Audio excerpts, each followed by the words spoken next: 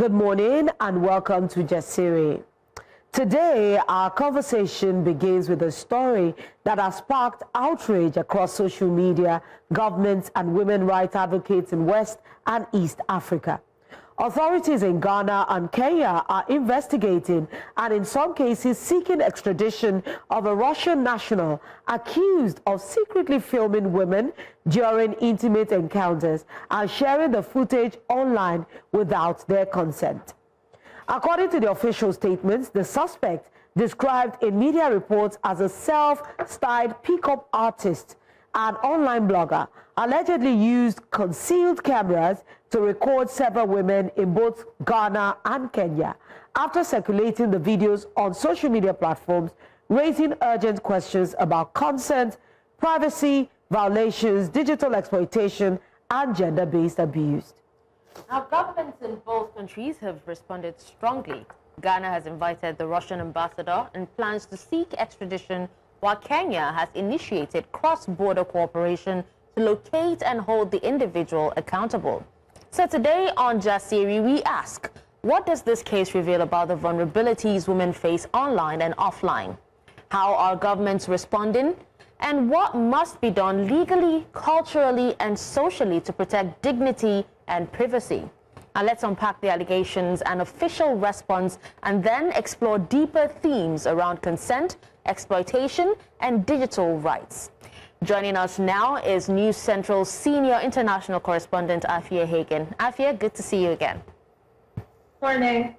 And before we get into it, don't forget to join the conversation via the WhatsApp number on the screen. We'll also be talking to a Kenyan digital creator who has taken a stance on this issue as well later on in the show.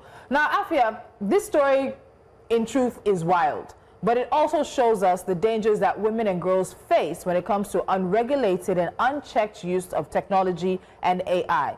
We know that officials in Ghana and Kenya have condemned the alleged conduct as a violation of privacy and personal dignity and launched investigations as well as diplomatic efforts to secure justice. So let's start from there.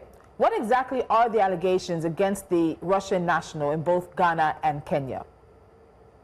Well, Tolu, you nailed it. These allegations are absolutely wild. So it's thought that this individual, who you rightly described as a pickup artist, befriended different women in different public spaces. So the beach, the mall, a restaurant, exchanged numbers with them, and then arranged to meet them later on, often at a short-term let apartment, an Airbnb, that type of thing. Then when he got them back to the apartment and they were intimate, they were filmed without their knowledge or their consent. And it's thought that that filming was done with smart glasses. You know, the glasses that have the cameras built in, the companies like Meta and Ray-Ban have used or have developed. It's thought that those smart glasses were used to record those intimate encounters. And then you have the last part of this, which is that those intimate encounters were then distributed online without the knowledge of the girls participating. Some were put behind a paywall on different social media accounts and sites like Telegram. Some were put out there on other social media sites as well for people to consume at their leisure. And the point is here is that the women in these videos did not know, number one, that they were being filmed, and number two, that that filming would end up in the public domain. All right, so Afia, take us through the response of the two countries we know of right now, Kenya and Ghana. How have authorities there responded? Well, yes, the two countries that we know of right now is quite a statement, right? Because who knows where else he could have gone? Absolutely. Okay, first of all, let's start with Ghana. So Ghana have immediately started talking about extradition and international pursuit. So Ghana's Minister for Communication, Digital Technology and Innovation, that's Samuel Nartey George, he says that the state has begun processes to seek the extradition of this individual and is fully cooperating with Interpol and any other international organizations to assist with the extradition. They've also escalated this diplomatically, so the Russian ambassador has been told about this and will be invited to an engagement as part of their investigations into this incident. And also they're talking about a trial in absentia if that is something that can be agreed. So Ghana has said that if the suspect does not return to Ghana, then authorities are prepared to build a case against him and pursue prosecution even if he's not in attendance at that trial. They're also warning the public, and I think this is really crucial actually, warning the public not to reshare the videos that are out there. The Gender Ministry especially has urged the public to stop circulating the videos because, like I said, they have been made without the consent of the women involved. So now to Kenya, who have taken a similar approach. So they've formally condemned this.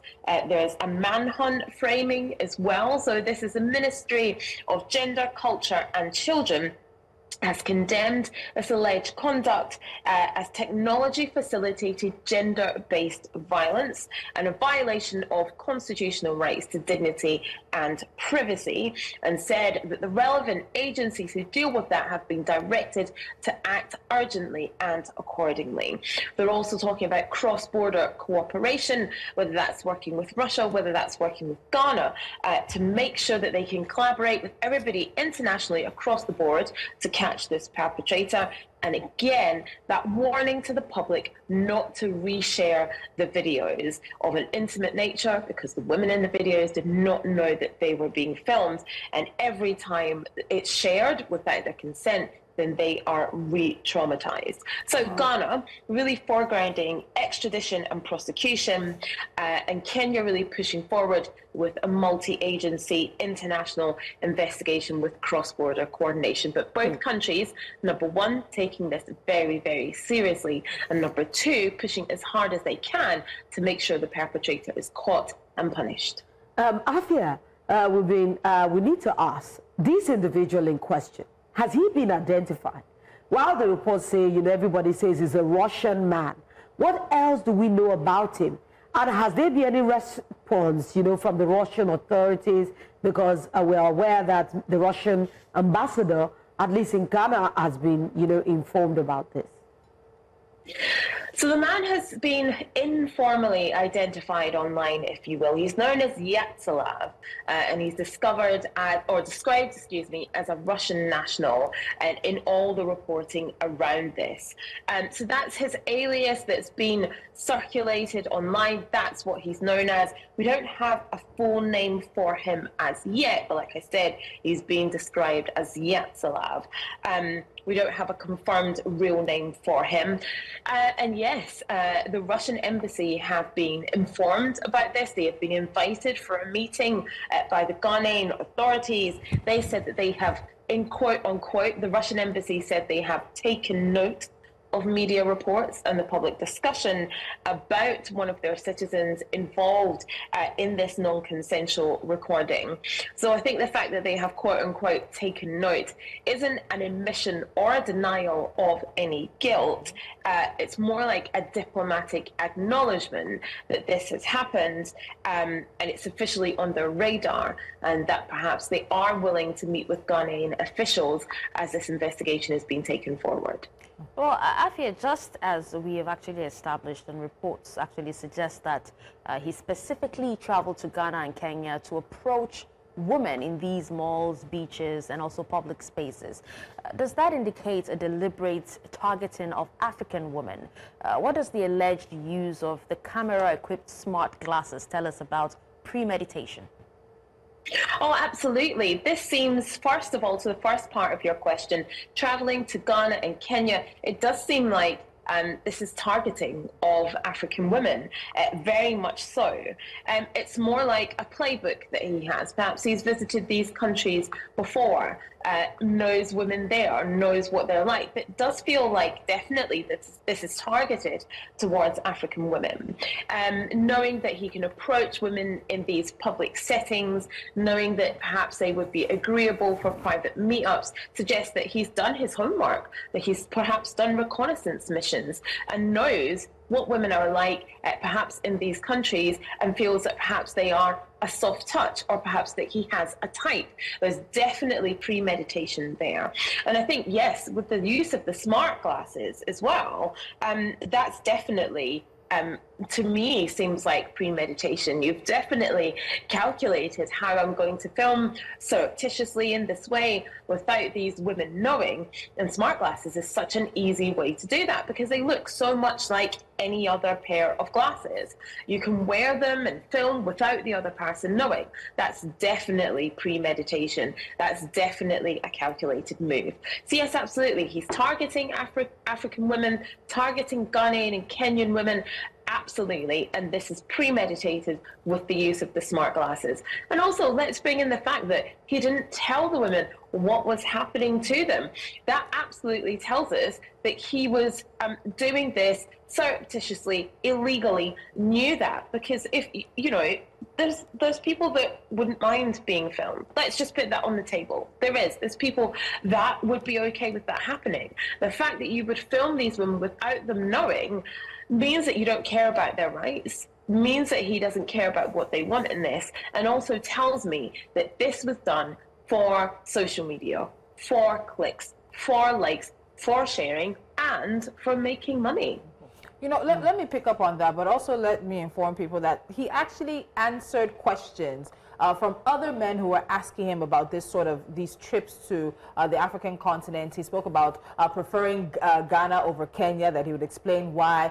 He spoke about how much he gave some of the women. So it's almost like he's creating a play-by-play book for other men, other Western men, or at least foreign men to monetize. But he didn't just record, as you said. He monetized the videos through paid platforms like Telegram. So how does monetization of this kind of situation, how does it change the severity of the case? And what does it mean when trauma becomes revenue, when private moments are turned into subscription content? You talked about some of this content with the women being behind a paywall. He's getting paid while these women are traumatized, while their reputations are being torn apart. It's even reported in Kenya, but we're unable to confirm, that one of the women committed suicide when the video involving her came out. So with him monetizing, with him putting it behind paywalls, what does all of this mean when somebody's trauma becomes revenue and private moments become subscription content? I mean, first of all, the fact that he's making money from this establishes a motive. You know, when the content is behind a paywall or subscription like we've described, then the state could argue that that's sexual exploitation for money making, and not just you know, private wrongdoing, not just, oh, you know, I didn't know I was recording and I'm sorry. You know, it establishes motive. I record it and then I put it behind a paywall. That's my motive. I made money from this. So that is sexual exploitation, and that dynamic is established from the get-go. It also expands the harm. So once these videos are downloaded, reposted, mirrored, talked about, other people getting advice on how they can make their own videos, it expands the harm so much more than just this one woman who was in the video, just this one woman who has been violated in this way. I think it can also trigger stronger legal mechanisms when you have suddenly someone's making money from this. You can have the proceeds of crime argument as well. You know, you can have asset seizure. What money did he make from this? We can seize that. What did he buy with it? We can seize that as well. And I think that's very, very strong. But also, it industrializes violation. It makes violation an industry. It establishes it. It encourages other people to do it. You know, we've talked about the fact that he was giving advice to other men on perhaps how to, you know, lure in these women. That becomes an industry. Violation and gender-based violence becomes an industry. And it turns a person's moral dignity into an item that can be bought or sold. All right, let's talk about recourse, Afia.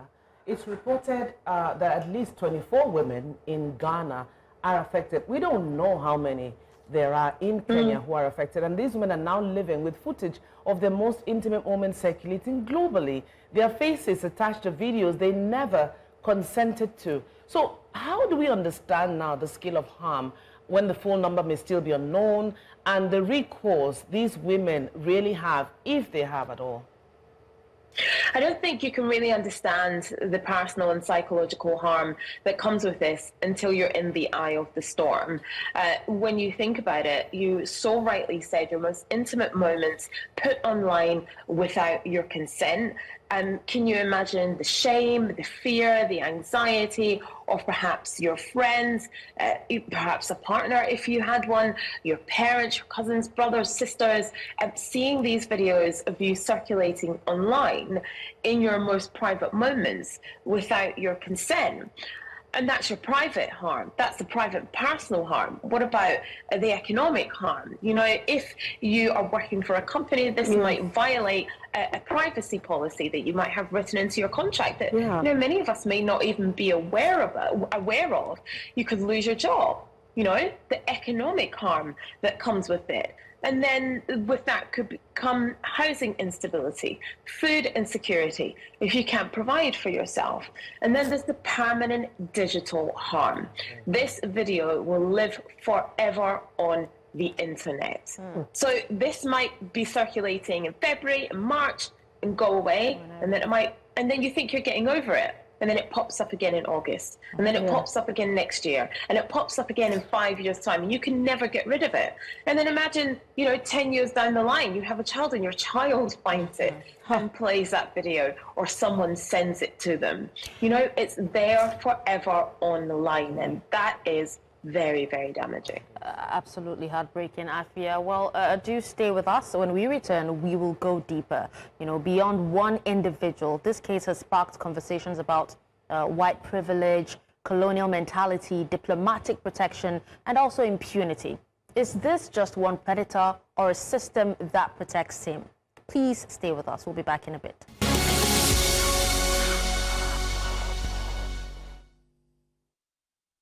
Now, this story has grown beyond allegations of secret filming. Advocacy groups argue this case reflects something larger, the intersection of race, privilege, and power. The claim is that his foreign identity and Russia's position on extradition may shield this man from accountability. Ghana has publicly stated it will pursue extradition and activate international cooperation. But questions remain about continental solidarity and global justice. Afia Hagen, News Central's senior international correspondent, is still with us as we break down this story. Now, Afia, this case has brought up so many controversial angles, and some have said he used, quote, white privilege as a weapon, unquote. So do you think that's a fair characterization, or it's an emotional response to injustice? And do you think that colonial era perceptions, where white foreigners are often seen as more trustworthy or desirable, created the conditions for easier access? I do think that white privilege is a factor in this case. If you really break it down and look at what that means. I mean, first of all, you have the assumption that when this man is in public spaces, is perhaps he's more safe, that he's rich, that he's more respectable. So when he approached women, no one really bat an eyelid. Security or anybody around, you know, gave him a pass, gave him the white pass because he is a white man. Then you have the implication of sexual stereotyping, so the fetishization of black women. Yes. And I think that actually is really key and really central here to this case, where black women are often, or African women are often seen as a fetish by white men. And I think that definitely, you know, encouraged some of the sharing and the selling of this content behind paywalls. And so I think that is a huge part of it. And then, of course, you have the mobility aspect to this. Because of his passport, this individual was able to flee Ghana or Kenya very, very easily, where someone from Ghana or from Kenya may have issues getting a visa to go somewhere after they might have perpetrated this kind of crime.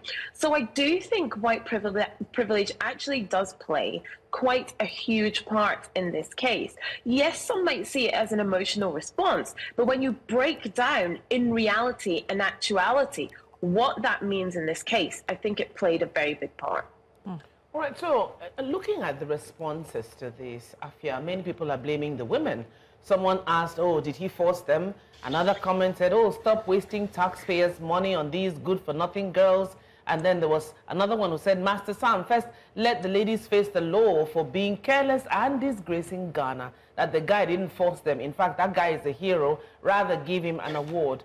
So there are crazy reactions like this. What do reactions like these reveal about how society views women's bodies, dignity and responsibility in cases of exploitation as this? And do we really understand what consent means? And does consent to a conversation or intimacy ever equal consent to secret filming and global distribution?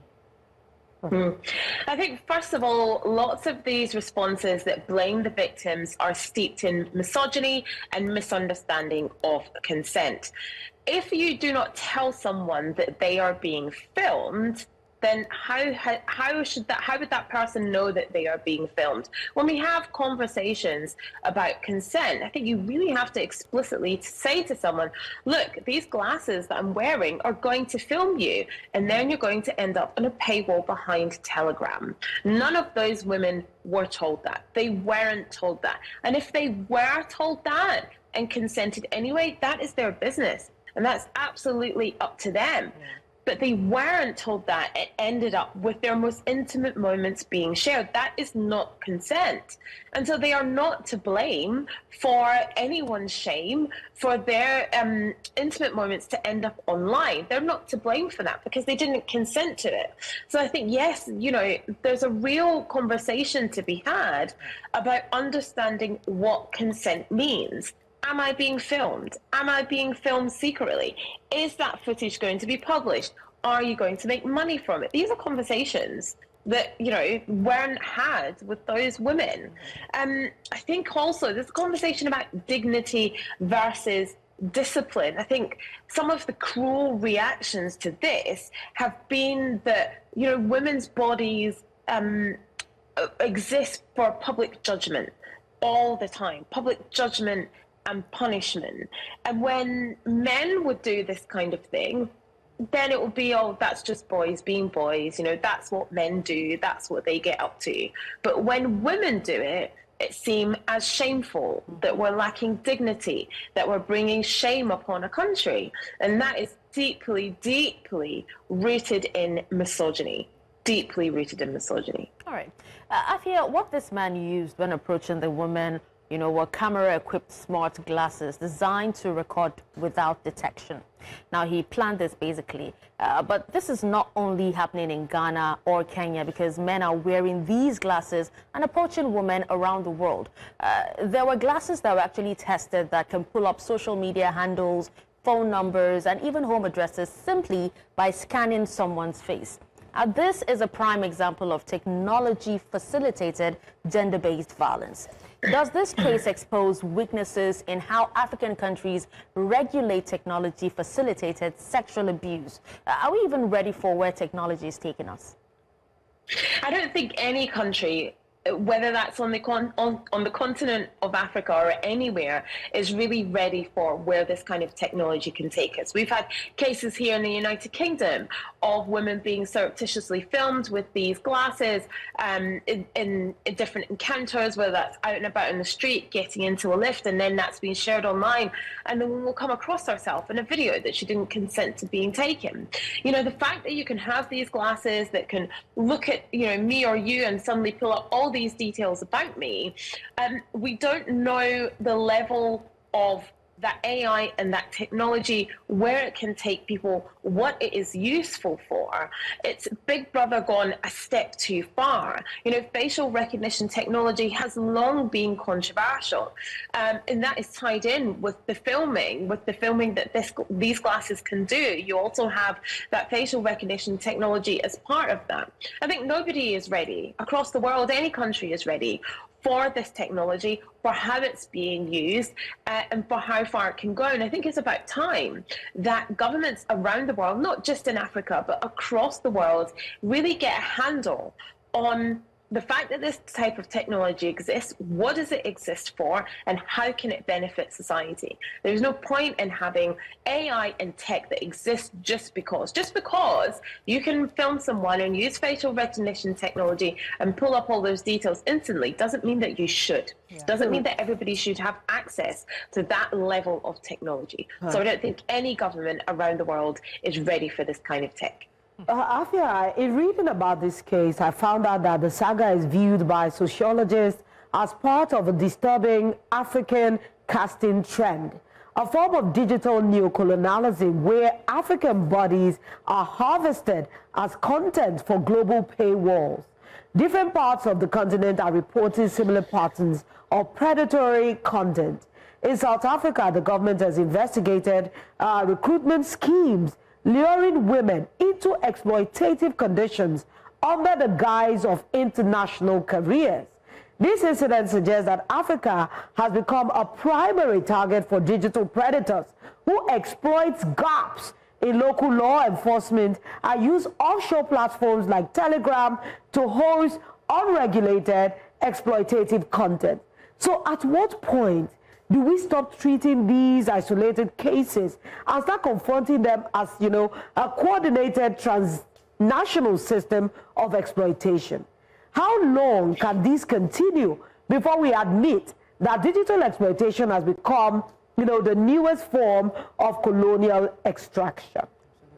I think the fact that the same playbook is being used over and over again, whether it's a surreptitious filming, whether it's, like you said, African bodies harvested as content, distributed to audiences worldwide, often behind a paywall, with someone who is not African who is filming it, making money from that. This same playbook is being repeated over and over again.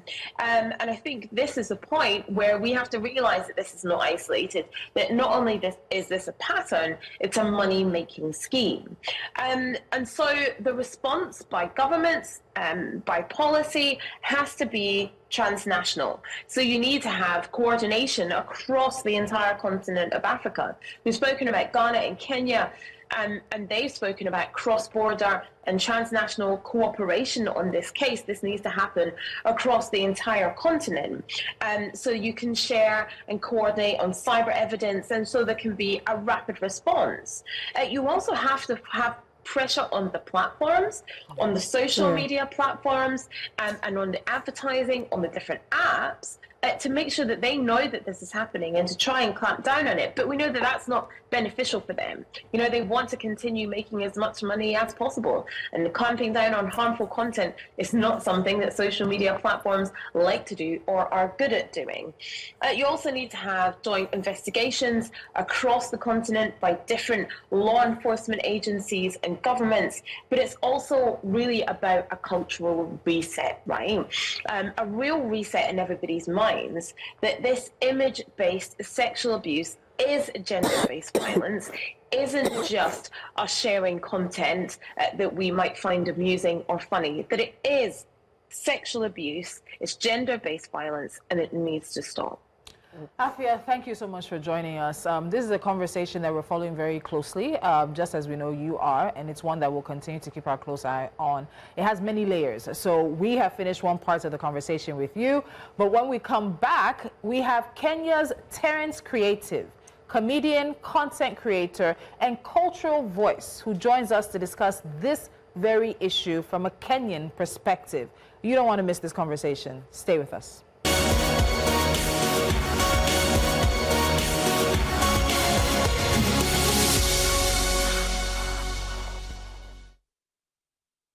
This is Jasiri. Now, before the break, we spoke to a senior international news correspondent, Afia Hagen, about the viral videos showing the actions of a foreign national in Ghana and Kenya, which have ignited a public outcry. Officials in both countries have condemned the alleged conduct as a violation of privacy and personal dignity, launching investigations as well as diplomatic efforts to secure justice. So joining us now to talk about this more extensively is Terence Creative. He's a Kenyan comedian and digital creator who has spoken out powerfully about this viral saga involving a foreign national accused of secretly filming women and circulating the videos online. Terence is known for bringing multiple characters to life and turning everyday African experiences into relatable comedy.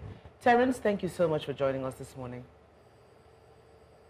Hi, thank you so much for having me. I hope you can hear me. Yes, Yes. we can. Yes, we can. Well, just so you know, Terence has actually used his platform to condemn the exploitation of women's privacy and has called on authorities, including the Online Directorate of Criminal Investigations, to track and hold the man accountable, arguing that respect and dignity for women must be non-negotiable.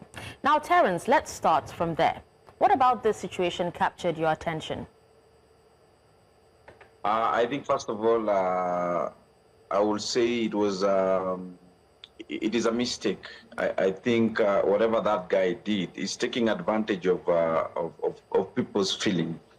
And one of my first posts was, let us not go out there and judge these ladies that were seen in these videos, because we don't know what they are going through. Someone might be genuinely looking for love. Someone was maybe genuinely looking to settle down with someone, and probably they thought this is it, but it was not. So later to realize that this guy had different intentions. So that was, I was out there saying the government should be very serious about this thing and should go out and look for this guy, bring him back here so that he may face the consequences of what he did. First of all, one, according to the law, it is illegal to record someone secretly. Secondly, having such kind of videos, you are putting someone's image out there. These ladies have been facing discrimination. These ladies have been, they can no longer mingle with the society. They can't be free as they used to be. Everyone is out there judging them. So I found it very wrong, and it's so sad what happened to them. And I'm still begging and I'm still pushing to government bodies to take to be so much serious about this situation, because there are some rumors going on that is one lady from Nairobi that committed suicide. I've not really proven the case yet, but according to such situation, this one could push you to do such a thing, because you are no longer free. You are out there. There are rumors that this guy is out there spreading HIV. So you feel like all your life is shattered because you are out there looking for genuine love, yet someone was a sexual predator or something. You know, you've urged Kenyans not to stand by while their women get disrespected. You also noted that privacy is key and must be respected. But some people have argued that the women were to blame for getting into situations with this man. So how do you respond to like the victim blaming narrative that has really taken over a case like this, both on the Ghana side and also on the Kenya side? I feel it is so low of someone going out there and calling those ladies cheap and saying that it is their mistake. No, it's not their mistake. These people showed genuine love. There was affection. And according to how the approach of this guy, he meant like, he was like, can we have a thing? Like, you know, when someone approaches you and probably you are single, or you feel like maybe this is it, I may be starting a new relationship and I don't know where this could lead, only to realize that this as someone is out for other ulterior motives. So I will say, let us not judge these women. Everyone is going through something, and you don't know what they have been through in terms of relationship and what they were up to. Because I can't just be here and judge them and start calling them names because someone lured them into, you know, into a thing that they didn't expect. So I wouldn't sit here and judge them for whatever reason.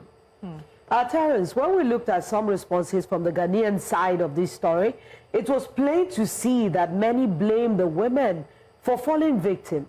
Here are some of the responses to our own message. To his own message. To your message, I hear. One said, the ladies disrespected themselves. Some even disrespected their marriages. Another one said, and quote again, most Kenyan women don't have standards. and they are greedy for money. Another one said they are willing, that there was willing buyer and willing seller. Two adults consenting to an act isn't illegal. Another person said, and I quote again, nobody is forced to go with him. He asked them politely, let the ladies respect themselves too. So tell us more about some of this response to this in Kenya. Is it the same situation when they're starting some of this conversation, or it's a bit different? If you find out, I still insist, I'm not here to judge anybody. If you follow up on these conversations, some of the ladies that went with this Russian guy didn't ask for a coin. They did not ask for money. For those who asked for money, probably that's what they do. But most of them did not ask for any money. Some of them knew that this is a genuine person. Probably we can start dating and have something.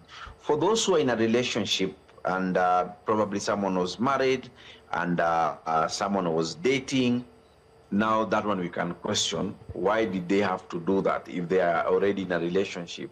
And probably, again, I'm not in a position to judge them because I don't know the kind of relationship they are going through. Maybe they're in a toxic relationship. Maybe they thought, okay, this is now my exit from my toxic relationship or something. But we can't say that Kenyan women are cheap. And we can't say that some went for money. Most of them that have confessed, there is even a lady who was there. She was shown in the video, but he did not go with the Russian guy to the room. So let's not call people names. We can't judge. This is a one-sided story. We have not heard from these women. These women are already traumatized. These women are already facing discrimination because of their act. They are going through a lot. We need to hear from them and let them say, okay, this is why I went to this guy. I was going for money. I was going for relationship. But as far as I'm concerned, we don't have the right to judge these ladies. If someone was in their relationship, find out someone was in a relationship and they decided, okay, now I've been caught in this situation. Let them explain why. Why did you do that? Are you good in your relationship? What is happening in your relationship? What made you approach this guy? And what was your intention and plan for meeting this guy? Okay, Terence, I hear you, but now let's take a look at the palpable outrage that we're seeing. Do you think that this outrage reflects a deeper concern about digital exploitation and consent, or do you think it's primarily about national pride and cultural protection? First of all, it's not. It may be about cultural protection of how people are trying to portray women, Kenyan women, but more of is an online exploitation. This is an online exploitation, and what was really worrying me because is. I believe we have further videos. Where is this guy taking these videos?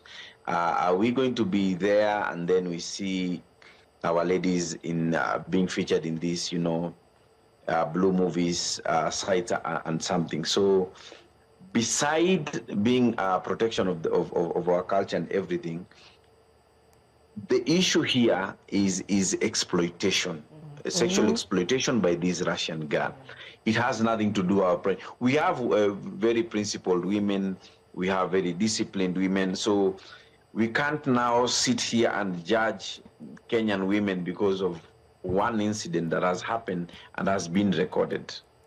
All right, Terence, just hold on. We're going to take a quick break. When we return, we want to dig a little deeper into how this incident highlights wider issues from digital neocolonialism and consent to even cultural attitudes and institutional responses. It's a very, very big intercontinental conversation we're having today on Jasiri. Stay with us.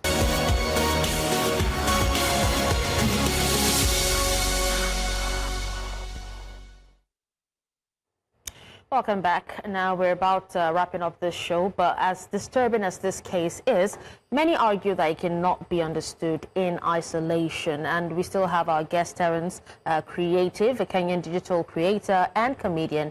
He's also the Secretary General of Digital Content Creators Association of Kenya, still with us, to speak on this. Thank you for staying with us, Terence. Thank you very much. All right, so Terence, quickly, before time runs out on us, in your commentary, you stress respect for women's privacy. How do we extend that principle into education, into culture, and into everyday interactions? I think it will all start with policies in Kenya, and the government has to be very strict with people who leak private videos of people, because something private, that means it's either one of us was not had not consent for it to be out in public. Means that's not something that is supposed to be out in public. So I think it will all start with the government policies, and to make sure that they are very strict and action is taken to people who leak private videos of other people without their consent. I think that's where we should start.